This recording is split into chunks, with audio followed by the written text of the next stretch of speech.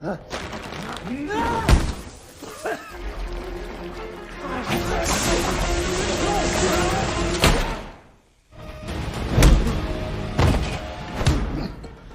give you another one for free.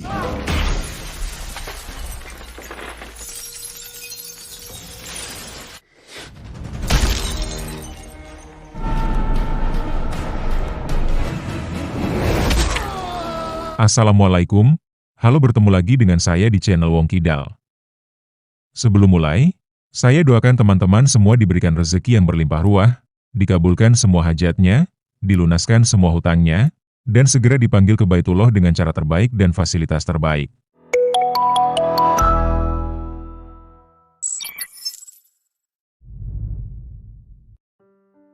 Awal film kita melihat seorang pria yang bernama Nathan.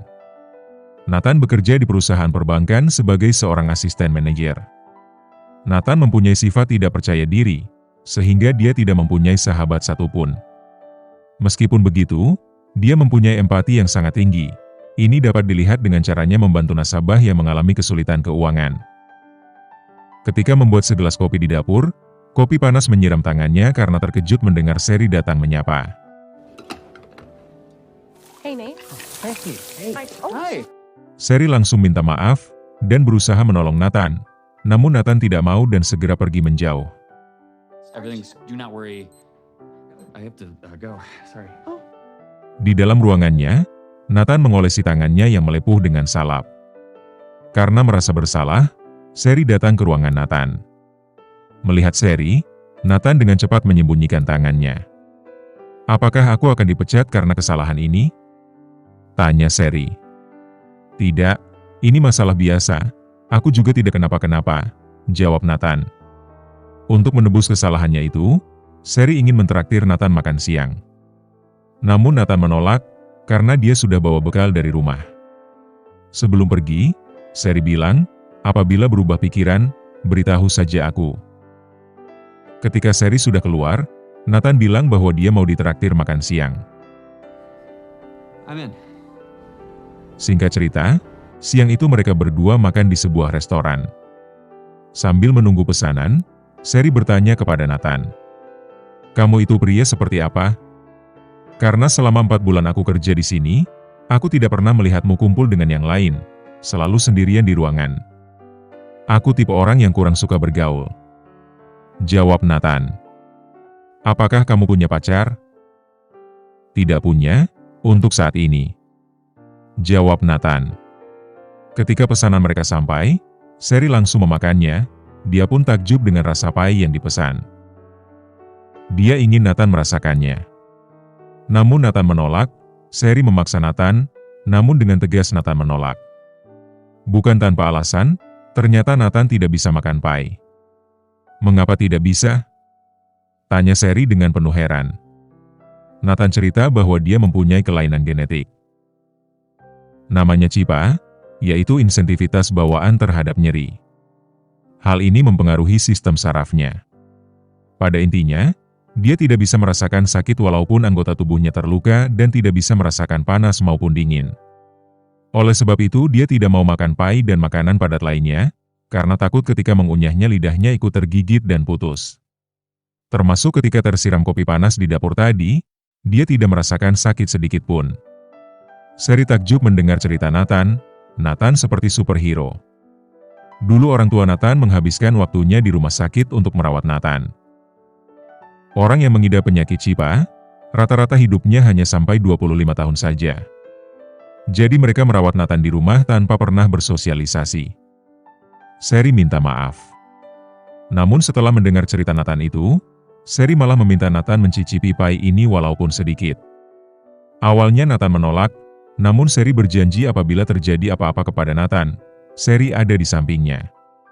Akhirnya Nathan pun mencoba pai itu, dan dia merasakan kenikmatan yang luar biasa, yang selama ini dia belum pernah rasakan.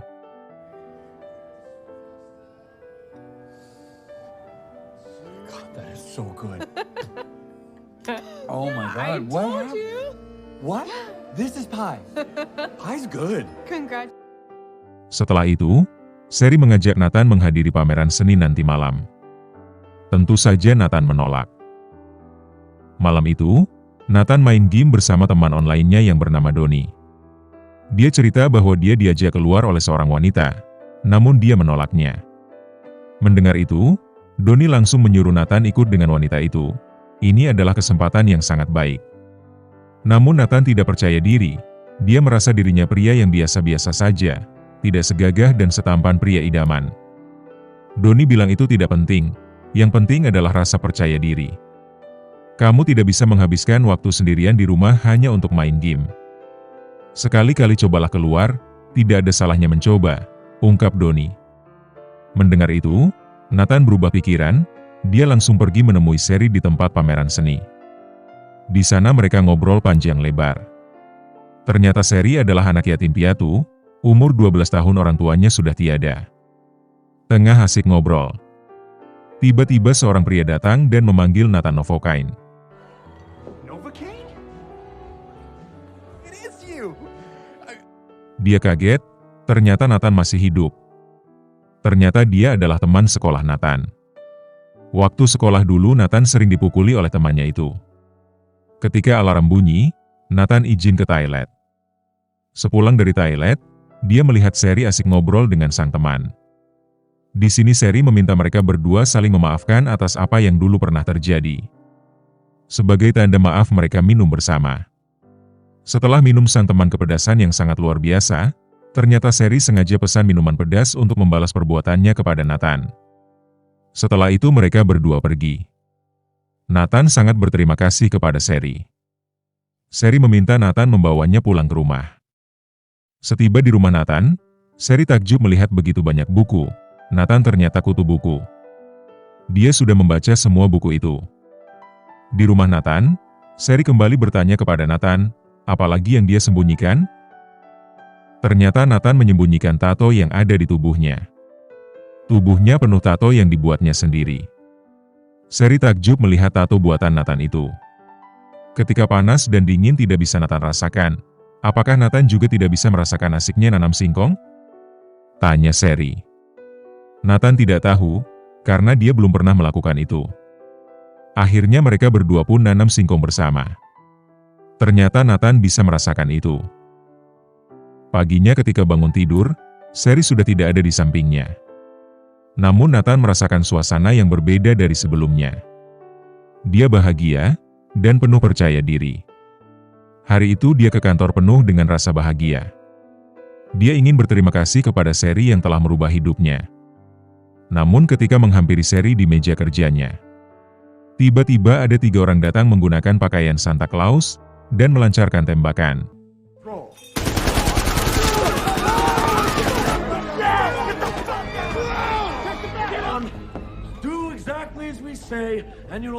Ternyata mereka adalah perampok bank.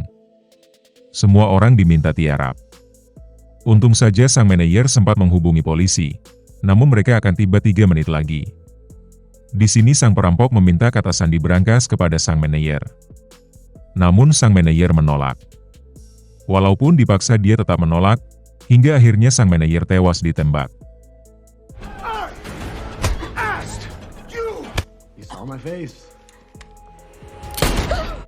Sekarang giliran asisten manajer yang dicari para perampok.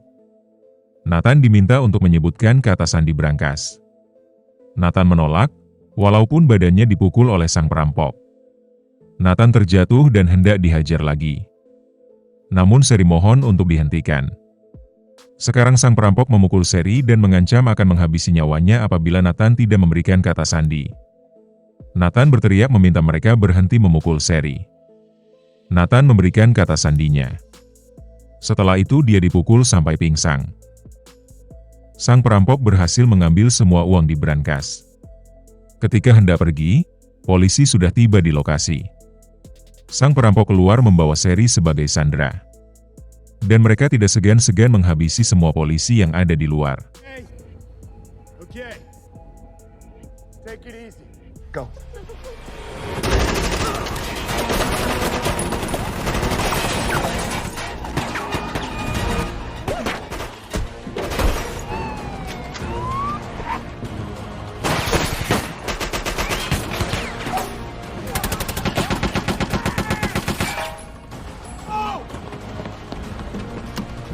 ketika Nathan siuman.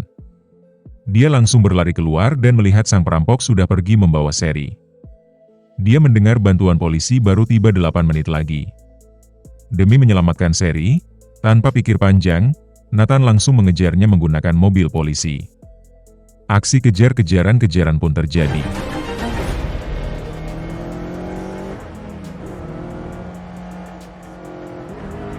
I'm better than good. We're rich motherfuckers!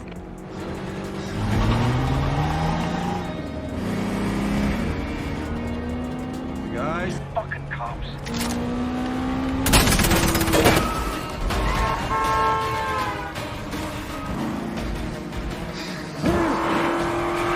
No, I ain't getting on the highway. Get on the highway. I wanna stay there.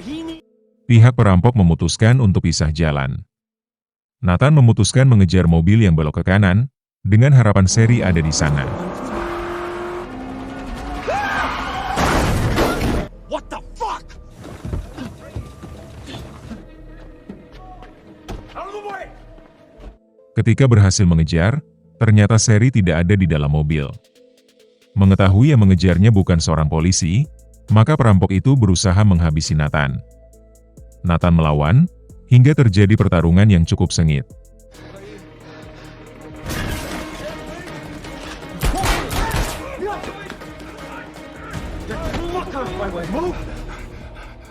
Fucking dead, you know that?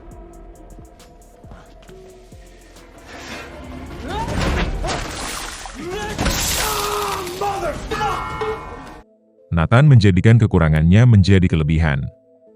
Tidak bisa merasakan sakit membuat Nathan bebas memegang benda yang ada di sekitarnya, termasuk panci dan minyak panas.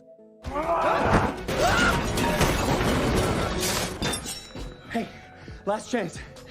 Tell me what...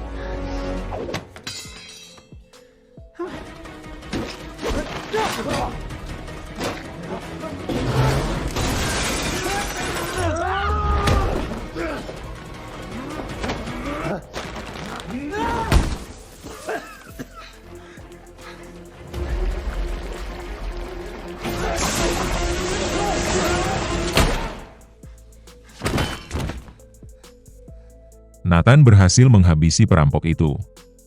Ketika perampok itu tewas, Nathan memeriksa ponselnya. Di sana terdapat pesan nyuruh kumpul di tempat kerja. Nathan lalu memfoto tato yang ada di lengan perampok itu.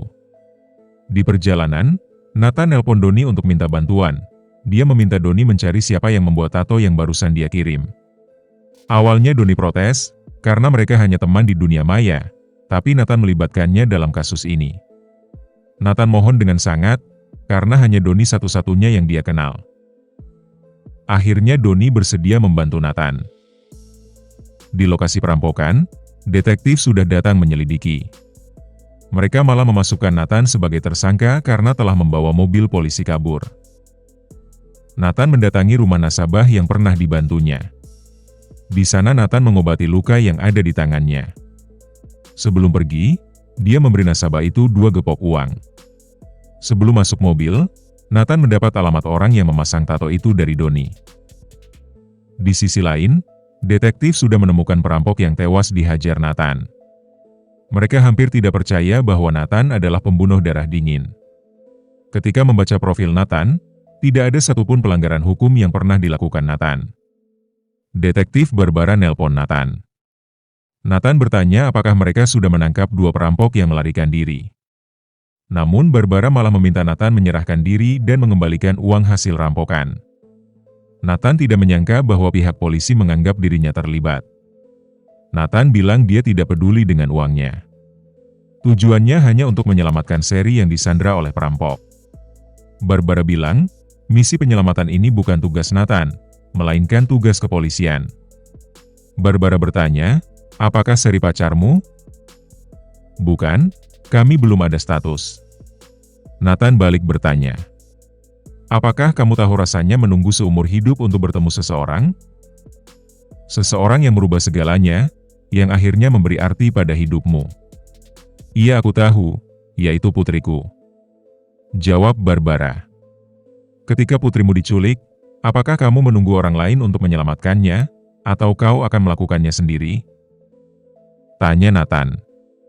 Barbara pun terdiam sambil menangis. "Terserah kamu saja," jawab Barbara. Kini lokasi Nathan berhasil mereka lacak.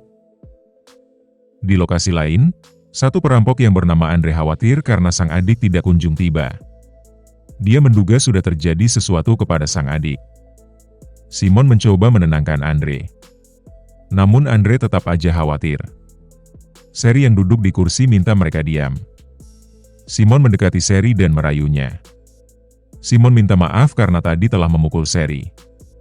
Ternyata Sherry adalah adik Simon. Mereka satu komplotan. Sherry marah kepada Simon karena Simon telah membunuh sang manajer. Itu di luar rencana.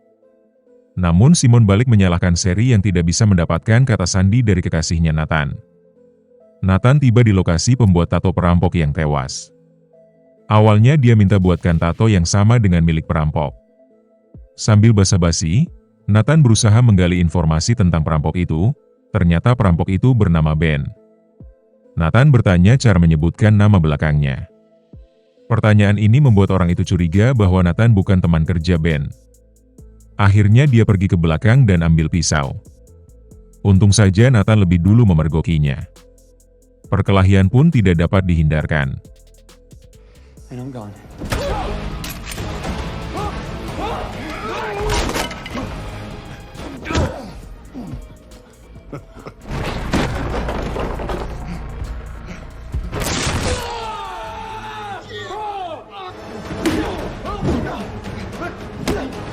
Enough of this shit.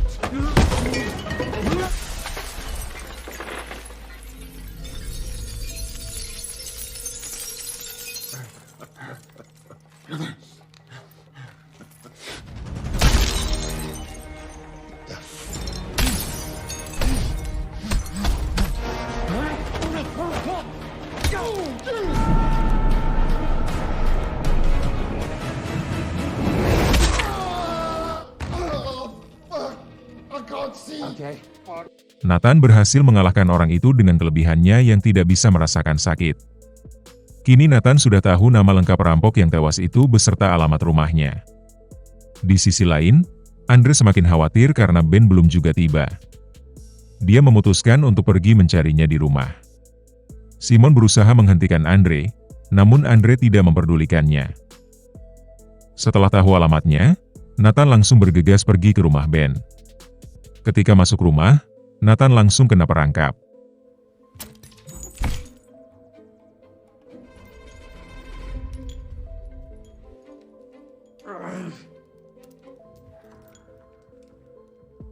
Ketika masuk dapur juga begitu, anak panah langsung nancap di betisnya. Really?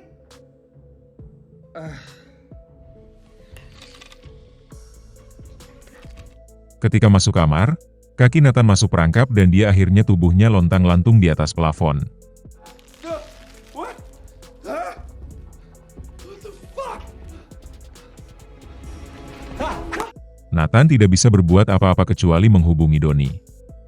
Nathan minta Donnie datang membantunya. Sebelum Donnie tiba, Andre lebih dulu tiba di rumah Ben. Melihat situasi rumah yang berantakan, Andre curiga ada orang yang masuk rumah. Dan tentu saja dia kaget melihat ada orang yang masuk perangkap di dalam kamar. Nathan menyapa, dia ngaku masuk rumah ini hanya untuk mencuri. Namun dia terjebak di sini. Dia tidak tahu ini rumah siapa, karena dia hanya milih secara random. Andre mendapat telepon dari Simon. Simon bilang bahwa Ben sudah tewas, pelakunya adalah laki-laki kurus dan pakai jas.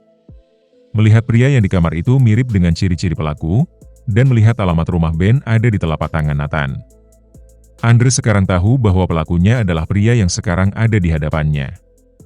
Andre langsung menodongkan pistol di kepala Nathan. Nathan minta tolong untuk menurunkannya.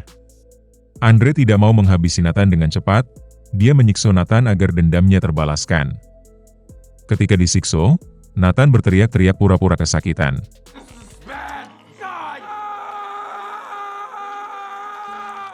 Agar Andre mengira dia benar-benar tersiksa, padahal Nathan tidak merasakan apapun. Untung saja Don datang tepat waktu, dia mukul kepala Andre sampai pingsan. Ketika hendak meninggalkan rumah, mereka kembali diserang Andre.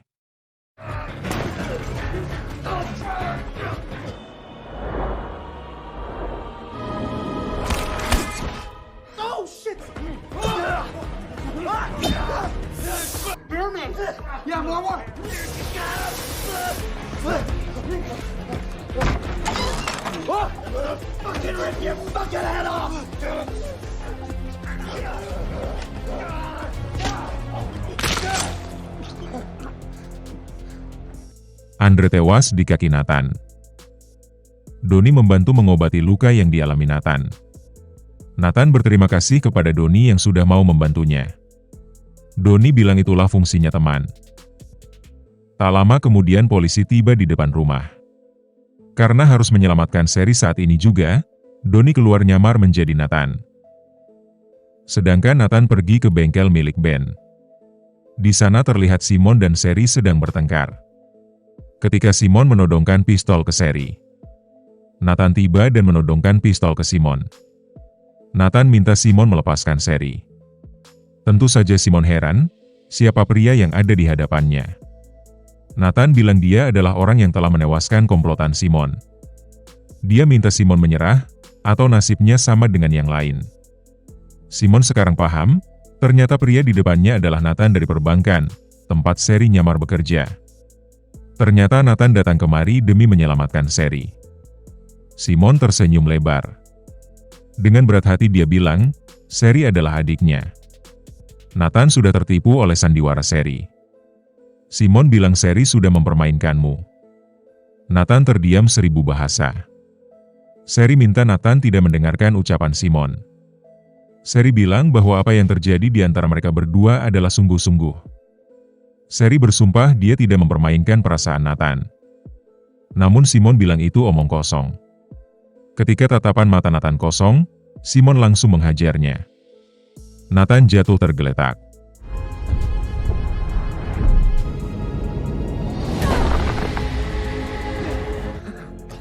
I'll give it to you, Bank Boy. You can take a little pressure. Stop it! Ketika Simon hendak membunuh Nathan, Sherry menghentikannya.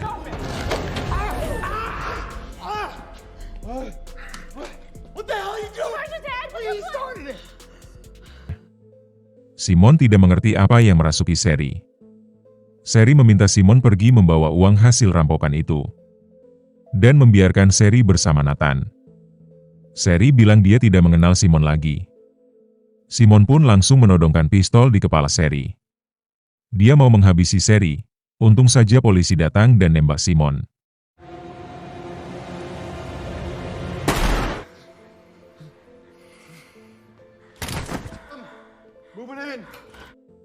Polisi langsung membawa Nathan ke dalam mobil ambulans karena kondisinya yang babak belur. Sherry diborgol, ketika hendak keluar, tiba-tiba bunyi suara tembakan.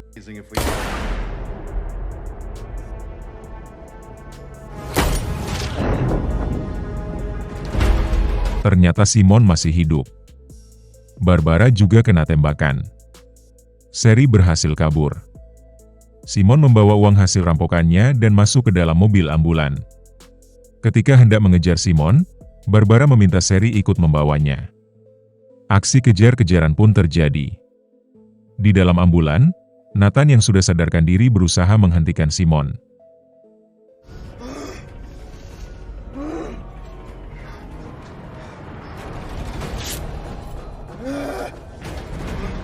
What the fuck? You again? God. But I'm gonna kill you first.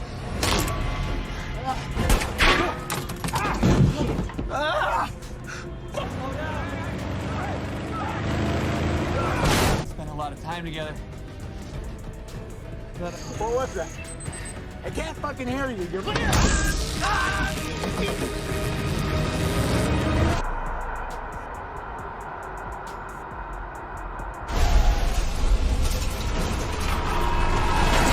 Mobil terbalik, dan mereka bertarung dengan sekuat tenaga.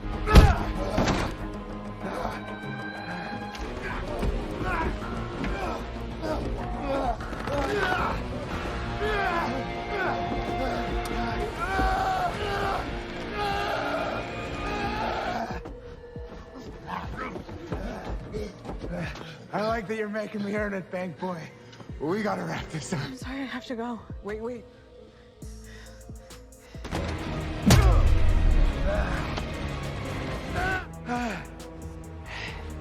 End of the line, bank boy. Nathan tergeletak tak berdaya. Untung saja Sherry datang tepat waktu. Namun Sherry juga tidak bisa mengalahkan Simon. Sherry terdesak.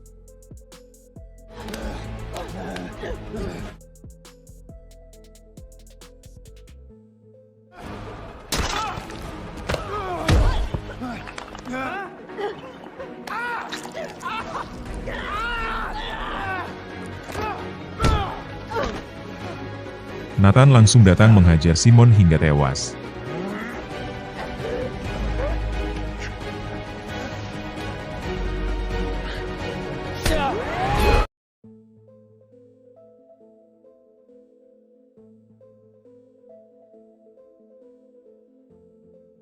Mantan masuk rumah sakit dengan perban hampir di seluruh tubuhnya, karena banyak tulang yang patah.